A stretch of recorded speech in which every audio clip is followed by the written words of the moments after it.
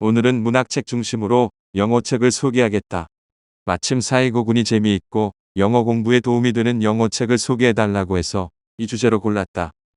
사이고는 오카쿠라 선생님이 자신의 이름을 거명하자 쑥스러운 듯 얼굴을 붉혔다. 먼저 하세가와 다케지로가 출간한 재패니즈 페어리테일 시리즈이다. 하세가와는 당시 유럽에서 유행하던 우키우의 열풍에 편승한 자포니즘의 영향을 알아채고 일본을 알리는 선물용으로 영어 그림책 시리즈를 출간했다. 모모타로, 더 피셔보이 우라시마 같은 일본에서 널리 알려진 전설, 민화를 제재로 초빙 외국인 교사나 서양인 선교사에게 원고를 청탁해 쉬운 말투로 번역했다.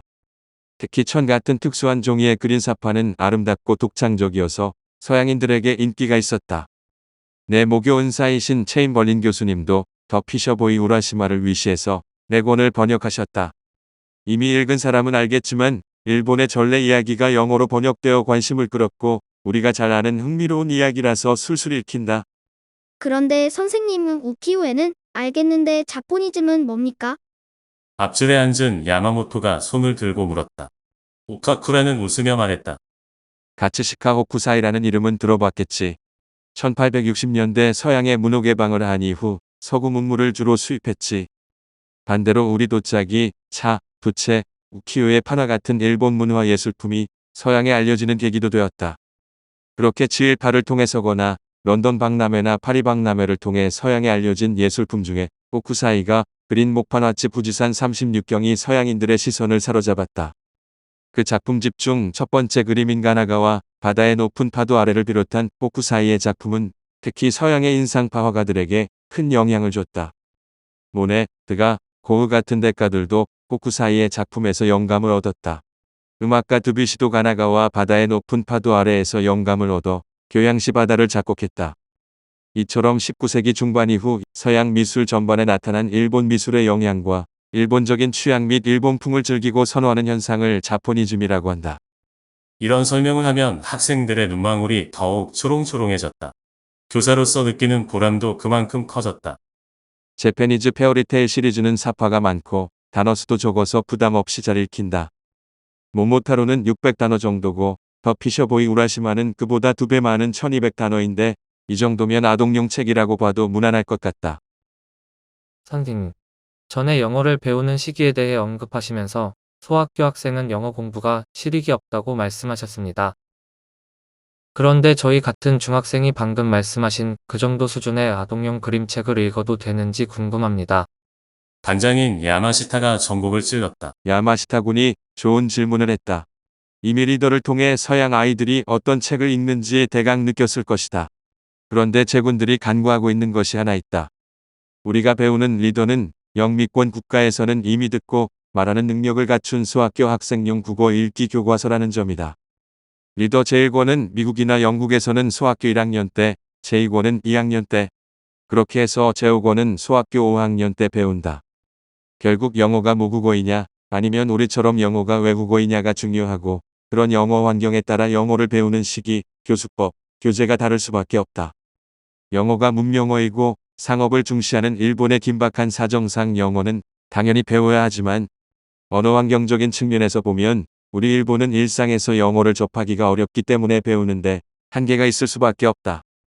게다가 언어 구조적인 측면에서 어순이 다르다는 점도 영어 습득을 더욱 어렵게 만든다. 이런 점 때문에 독해력을 기르는 것이 중요할 수밖에 없는데 그러자면 모국어 기반이 확립된 이후 가르치는 것이 좋다. 하나 더 덧붙이면 소학교에서는 인성과 기초 소양을 기르는 공부가 중요하다. 그러므로 당장 시급한 것도 아닌 영어에 일찍부터 많은 시간과 노력을 할애하는 것은 실익이 없다고 본다. 어떤가? 야마시타 군, 내 말뜻을 이해하겠는가? 야마시타가 고개를 끄덕였다. 다만 앞에서 언급한 것처럼 독해력 양성이 중요하므로 영미 아이들이 즐겨 읽는 쉬운 책부터 읽는 것은 영어 공부에 도움이 된다. 특히 영어 초학자라면 부피가 작은 얇은 책이 효과적이겠지. 실제 제군들이 배우는 뉴 내셔널 리더스 중 비교적 쉬운 우화나 동화만 봐도 제3권의 더 하우스 마우스 앤 더 우드 마우스는 500단어, 더 리틀 매치 걸은 800단어, 제5권의 더 엠퍼러즈 뉴 클로스는 1200단어 정도 된다. 앞에서 거론한 하세가와의 그림책 단어 수와 별반 차이가 나지 않는다는 것을 알 수 있다. 정리하면 영미 아이들이 즐겨 읽는 쉬운 이야기를 가급적 많이 읽는 것이 좋다. 우리 일본 이야기도 영어로 읽을 거리가 있다면 그것도 충분히 의미가 있다. 이처럼 기본서인 리더에도 이솝우화, 안데르센 동화 같은 쉬운 내용부터 유명 작가들의 작품과 시 같은 문학류와 과학, 역사, 지리, 전쟁, 인물 등에 관한 다양한 산문이 실려 있다. 이들 리더도 훌륭한 읽기 책이므로 소홀히 해서는 안 된다. 이제 읽기 책을 본격적으로 다뤄보자. 앞에서 거론한 더 피셔보이 우라시마는 제군들이 현재 배우고 있는 워싱턴 어빙의 더 스케치북에 실려있는 단편 립 밴 윙클과 내용 면에서 비슷하다. 혹자는 더 피셔보이 우라시마를 일본의 립 밴 윙클이라고도 한다. 두 이야기 모두 중국 고사에 있는 신선 노름의 독기자로 썩든 줄 모른다와 인생은 무상하다라는 의미를 담고 있다. 이 두 책을 언급한 이유는 영어 책도 체계적으로 읽으라는 말을 하고 싶어서다. 더 피셔보이 우라시마를 읽고 난 뒤 더 스케치북에 실려있는 단편 립 밴 윙클을 읽게 되면 첫째, 동서양의 문화나 사고방식의 동질성과 차이를 대략 느낄 수 있다. 둘째, 1200단어대의 쉬운 그림책에서 시작하여 7100단어대로 책의 부피가 늘어나는 식으로 읽기 때문에 스스로도 훨씬 체계적으로 읽는다는 느낌이 든다. 이렇게 체계적으로 읽으면 영어 책에 대한 부담을 덜 뿐더러 실제로 영어 실력 향상과 사고력 확장으로 이어진다.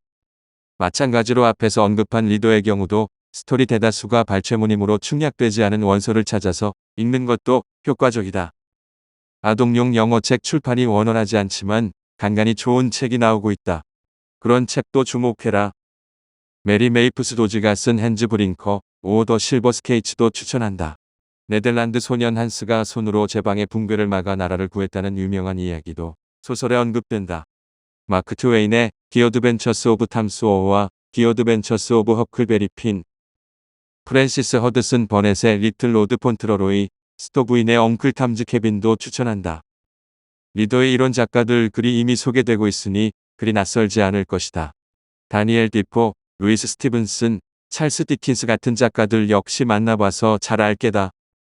아서 코난 도일의 글도 롱맨 리더스의 일부가 실려있다. 그의 작품 셜록 홈즈 시리즈도 추천한다. 추리물이라서 재미있다. 이처럼 일본 학생들이 워싱턴 어빙의 더 스케치북에 실린 단편 립 밴 윙클을 배우고 있을 그 무렵 조선에서는 알렌 미국 대리공사가 영문 월간지 더 코리안 리포지터리 1895년 9월호에 더 코리안 립 밴 윙클이라는 글을 기고했다. 왕의 측근 정승과 그의 바보 사촌 이야기의 고사 함흥차사 신선노름 같은 립 밴 윙클적 요소를 집어넣어 공공연한 매관 매직과 백성에 대한 가혹한 수탈 등 조선사회의 부패상을 비판했다. 1901년 월간지 더 코리아 리뷰 2호로 오지엔 엔지에는 한 야심찬 민속학자가 한국인이 뉴욕의 사람 좋은 네덜란드인과 형제라는 것을 증명하기 위해서라며 나무꾼 박순희를 주인공으로 한 한국판 립 밴 윙클을 소개했다. 실제 원작인 립 밴 윙클의 배경은 뉴욕 북부 허드슨 강 근처 마을로 네덜란드 이민자들이 개척하며 살던 지역이다. 립 밴 윙클이라는 이름에서 알 수 있듯이 그도 네덜란드 이민자의 후손이다.